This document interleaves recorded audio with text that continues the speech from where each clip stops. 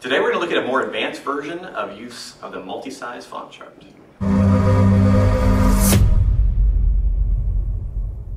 Today we want to look at an advanced version of the multi-size font chart exercise. If you're not sure what I'm talking about, you need to go back to last week's blog and check it out, because in that blog we have a PDF attachment. You can print this out. And I go through the basics of utilizing this particular chart to hopefully improve your near and distance vision.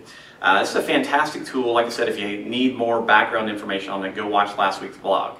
The basics are pretty simple. We're going to do 4 different versions of a multi-size font exercise where we're going to find the lowest level of font that we can read comfortably at a normal reading distance. We're going to keep both eyes open. We're going to bring it in really close, focusing on one letter, and then we're going to push it back out, focusing on one letter. The whole goal here is to have a small enough font size that you can create a visual blur, both near and far. You want to maintain the area of the visual blur for 5 to 10 seconds. Try to relax your eyes and ask your brain to see it more clearly. So you do that with both eyes open, and then one eye covered, and then the other eye covered, and then finally you repeat with both eyes open again. Ideally, you're aiming for 5 to 10 repetitions of the blur, holding 5 to 10 seconds in each position. Doing this twice a day. Again, that's all stuff from last week.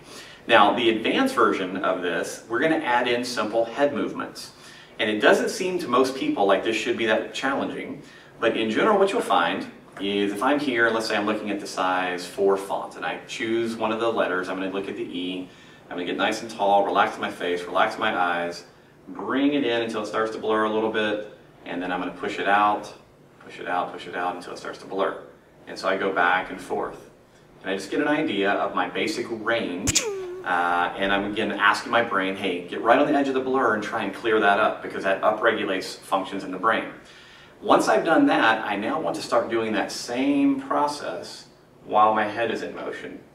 So I'm going to be going back and forth, nice and slow, while I'm doing head rotations. And I want to make sure that I do rotations in both directions. The challenge here, obviously, is a little coordination issue. But what you'll find, or what most people find, is as they do this, their vision gets worse. There's a very complicated system between your inner ear, your eyes, and some other stuff in your brain that are supposed to stabilize your eyes at all times. And a lot of the mistakes that we see in traditional vision training is people do all of their work basically with their head still. Now, if you spend your entire life with your head still, that's okay, but we need sharp vision as our head is in motion. So the advanced version of this particular drill, as I said, is to do the same blur motions while going through 6 different head motions. So I'm going to do it in rotation to the right, rotation to the left. I'm going to do the exercise with my head in extension and my head going into flexion. So I'm going to go back and forth. And I'm also going to do it with my head going into lateral tilts. Right and left.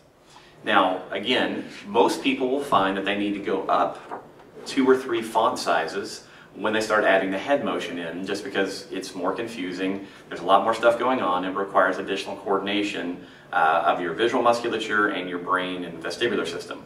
So much more challenging, although it looks pretty simple. But I want to make sure that you had both these systems, or both the basics and the advanced version, because again, I use this particular exercise personally every day, and I have found it immensely valuable over the last 5 or 6 years.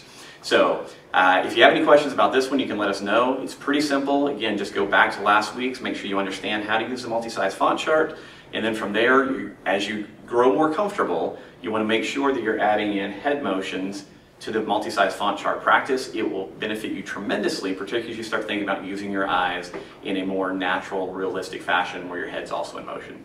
So good luck with this. Let me know if you have any questions. Thanks.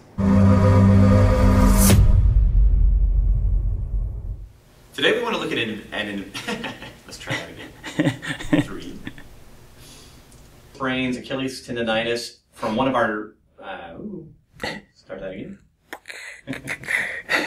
Right? With dignity. What was I saying? Still rolling. Ignore the laughing.